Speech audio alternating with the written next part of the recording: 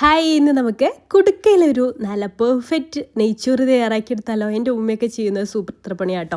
ഇതുപോലെ ആരെങ്കിലും ചെയ്യാറുണ്ടെന്നുണ്ടെങ്കിൽ കമൻറ്റ് ചെയ്യാൻ മറക്കരുത് കേട്ടോ. അത് നിങ്ങൾക്ക് പുതിയ അറിവാണെന്നുണ്ടെങ്കിൽ അതും പറയാൻ മറക്കല്ലേ. അപ്പോൾ ഒരു അടിപൊളിയായിട്ടുള്ള നെയ്ച്ചോറ് നമുക്ക് അരമണിക്കൂറിനുള്ളിൽ തന്നെ റെഡിയാക്കി എടുക്കാനായിട്ട് പറ്റും കേട്ടോ. അതും ഇതുപോലൊരു സ്റ്റീൽ കുടുക്കയിൽ കേട്ടോ, ഒട്ടി പിടിക്കാത്ത പെർഫെക്റ്റ് നെയ്ച്ചോറ് തന്നെ നമുക്ക് ഉണ്ടാക്കിയെടുക്കാൻ പറ്റും. അപ്പോൾ ഇതെങ്ങനെയാണ് ചെയ്യുന്നത് കണ്ടു നോക്കിയാലോ. നമുക്ക് ആദ്യം ആ ഒരു കുടുക്ക എടുത്തിട്ടുണ്ട്. നമ്മൾ ഏതിലാണ് ഉണ്ടാക്കുന്ന ആ ഒരൊറ്റ കുടുക്ക എഴുതിയിട്ടോ നമുക്ക് ഇത് മുഴുവനായിട്ട് കംപ്ലീറ്റ് ആക്കി എടുക്കാൻ വേണ്ടിയിട്ട്. അപ്പോൾ അതൊന്ന് ചൂടായിട്ട് വരുമ്പോൾ അതിലേക്ക് 2 ടേബിൾ സ്പൂണ് സൺഫ്ലവർ ഓയിൽ ഒഴിച്ചു കൊടുത്തിട്ടുണ്ട്. അതിന് പകരം വെളിച്ചെണ്ണ ഒഴിച്ചു കൊടുത്താലും മതി. പിന്നെ ഒരു 2 ടേബിൾ സ്പൂണ് നെയ്യും കൂടെ ഒഴിച്ചു കൊടുക്കുന്നുണ്ട് കേട്ടോ, നെയ്യിൻ്റെ ഒരു ഫ്ലേവർ കൂടെ കിട്ടാൻ വേണ്ടിയിട്ട്. പിന്നെ ഞാനതിലേക്ക് ഒരു സവാള നേരിയതായിട്ട് അരിഞ്ഞതൊന്ന് ചേർത്ത് കൊടുക്കുന്നുണ്ട്. ഇത് ഓപ്ഷണലാണ് കേട്ടോ. നമ്മൾ സവാള വറുത്ത് കോരി എടുക്കില്ല, ബ്രൗൺ കളർ ആക്കി എടുക്കില്ല, അത് ഓപ്ഷണലാണ്. അതില്ലാതെയും നമുക്ക് പെർഫെക്റ്റ് ആയിട്ട് കിട്ടും. അത് നമുക്ക് ചുമ്മാ ഡെക്കറേഷന് വേണ്ടിയിട്ട് ഇട്ട് കൊടുക്കാൻ വേണ്ടിയിട്ടാണ് ഞാൻ വറുത്തെടുക്കുന്നത്. അപ്പോൾ അത് ഏകദേശം ഒന്നായിട്ട് ഇങ്ങനെ വരുന്ന സമയത്ത് നമുക്ക് അതിലേക്ക് അണ്ടിപ്പരിപ്പ് മുന്തിരിയൊക്കെ ഉണ്ടെങ്കിൽ അതും ചേർത്ത് കൊടുക്കാം കേട്ടോ. അതും കൂടെ ചേർത്തിട്ട് അത് വറുത്ത് കോരി നമുക്കത് മാറ്റി വെക്കാം. അത് ലാസ്റ്റ് നമുക്കിത് കുക്കായതിന് ശേഷം ഇട്ട് കൊടുക്കാം കേട്ടോ, ഡെക്കറേഷന് വേണ്ടിയിട്ട്. അപ്പോൾ അതായത് റെഡി ആയിട്ടുണ്ട്. അത് നമുക്കിതിൽ നിന്ന് കോരി മാറ്റി വെക്കാം.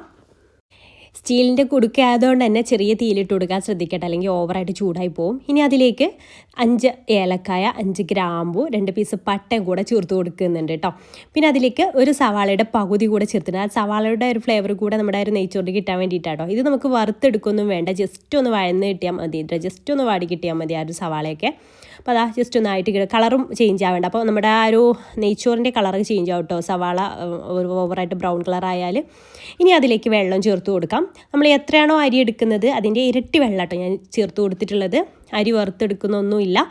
പിന്നെ അതിലേക്ക് 1 ടേബിൾ സ്പൂണ് ചെറുനാരങ്ങ നീരും ഒഴിച്ചു കൊടുക്കുന്നുണ്ട് കേട്ടോ, വെന്ത് കുഴഞ്ഞു പോവാതിരിക്കാൻ വേണ്ടിയിട്ടാണ്. പിന്നെ ആ ഒരു നെയ്ച്ചോറിലേക്ക് ആവശ്യമായിട്ടുള്ള ഉപ്പും ചേർത്ത് കൊടുത്തിട്ട് നന്നായിട്ടൊന്ന് മിക്സ് ചെയ്തിട്ട് നന്നായിട്ടൊന്ന് തിളപ്പിച്ചെടുക്കാം.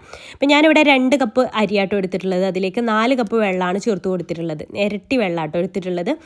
അപ്പോൾ അതാ വെള്ളമൊക്കെ നന്നായിട്ട് തിളച്ച് വരുമ്പോൾ നമ്മൾ അരി കഴുകിയിട്ട് അതിലേക്ക് വെള്ളം വാർത്തതിന് ശേഷം അതിലേക്ക് ഇട്ട് കൊടുക്കാം. അപ്പോൾ ഞാനിവിടെ എടുത്തിട്ടുള്ളത് കൈമ റൈസാണ്. അത് വെച്ചിട്ടാണ് ഞാൻ അത് ചെയ്തെടുക്കുന്നത്. കൈമ റൈസ് വെച്ച് തയ്യാറാക്കുമ്പോൾ പ്രത്യേക ഒരു ഫ്ലേവറും ടേസ്റ്റും ആണല്ലോ, നമ്മുടെ നെയ്ച്ചോറായാലും ബിരിയാണി ആണെങ്കിലും ഒക്കെ അല്ലേ. അപ്പോൾ അത് വെച്ചിട്ടാണ് തയ്യാറാക്കിയെടുക്കുന്നത്. അപ്പോൾ അതും ചേർത്തിട്ട് ഒന്ന് മിക്സ് ചെയ്തതിന് ശേഷം നന്നായിട്ടൊന്ന് തിളപ്പിച്ചെടുക്കുക. 2 മിനിറ്റ് ഒന്ന് തിളപ്പിച്ചെടുക്കുക കേട്ടോ. അപ്പോൾ അതാ തിളച്ച് തുടങ്ങിയിട്ടുണ്ട്. അത് നന്നായിട്ട് തിളച്ച വെള്ളത്തിലേക്ക് വേണം കേട്ടോ അരി ഇട്ട് കൊടുക്കാൻ വേണ്ടിയിട്ട്. ചൂടായാൽ മാത്രം പോരാ, നന്നായിട്ട് തിളച്ചതിന് ശേഷം വേണം അരി ഇട്ട് കൊടുക്കാൻ വേണ്ടിയിട്ട്. എന്നിട്ട് ഇതുപോലെ 1-2 മിനിറ്റ് ഒന്ന് തിളപ്പിച്ചെടുത്ത ശേഷം അത് അടച്ചു വെക്കാം.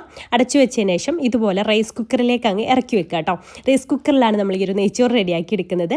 ഇത്ര പണിയുള്ളൂ. അതങ്ങ് എല്ലാം കൂടെ മിക്സ് ചെയ്ത് ഒന്ന് തിളപ്പിച്ചെടുത്ത് റൈസ് കുക്കറിലാണ് ഇറക്കി വെച്ച് അരമണിക്കൂർ കൊണ്ട് നമ്മുടെ നെയ്ച്ചോറ് ഇവിടെ റെഡിയാവും കേട്ടോ. അരമണിക്കൂറുള്ളത് 3/4 മണിക്കൂറായാലും വേറൊന്നുമില്ല, അരമണിക്കൂർ കൊണ്ടാട്ടോ ഞാൻ എടുത്തിട്ടുള്ളത്. അപ്പോൾ നമുക്ക് വേറെ പണികളൊക്കെ എടുക്കാം. ഇതുപോലെയാണ് ചെയ്ത് വെച്ചാൽ നമുക്ക് പിന്നെ ഇതിലേക്ക് നോക്കേണ്ട ആവശ്യമില്ലല്ലോ. ഒരു അരമണിക്കൂർ കൊണ്ട് തന്നെ ഇത് കുക്കായി കിട്ടും. നമുക്ക് പെട്ടെന്ന് എവിടെയും പോകേണ്ടി വരുന്ന സമയത്തൊക്കെ നമുക്ക് ഇങ്ങനെ ചെയ്തെടുക്കാം. അപ്പോൾ ഞാൻ വറുത്ത് മാറ്റി വെച്ചിട്ടുണ്ടായിരുന്ന സവാളയൊക്കെ ഇതിലേക്ക് ഒന്ന് ഇട്ടിട്ട് ഒന്ന് മിക്സ് ചെയ്തെടുക്കുന്നുണ്ട്. അപ്പോൾ എൻ്റെ എളാമയൊക്കെ ഉമ്മയുടെ അനിയത്തിയൊക്കെ ഇതേപോലെ കപ്സ വരെ ഉണ്ടാക്കുക അത്ര ഈ റൈസ് കുക്കറിൽ. അത് ഞാൻ ട്രൈ ചെയ്ത് നോക്കിയിട്ടില്ല. ഇതെന്തായാലും പെർഫെക്റ്റ് ആണ്. നിങ്ങൾക്ക് തയ്യാറാക്കി നോക്കാത്തവരുണ്ടെങ്കിൽ ഒന്ന് ട്രൈ ചെയ്ത് നോക്കാം. ഇത് നിങ്ങൾക്ക് പുതിയ അറിവാണെന്നുണ്ടെങ്കിൽ കമൻറ്റ് ചെയ്യാൻ മറക്കരുത് കേട്ടോ. വീഡിയോ ഇഷ്ടമായിട്ടുണ്ടെങ്കിൽ ലൈക്ക് ചെയ്യാനും ഫോളോ ചെയ്യാനും മറക്കല്ലേ. പുതിയൊരു വീഡിയോ ആയിട്ട് നമുക്ക് അടുത്ത ദിവസം കാണാം. താങ്ക്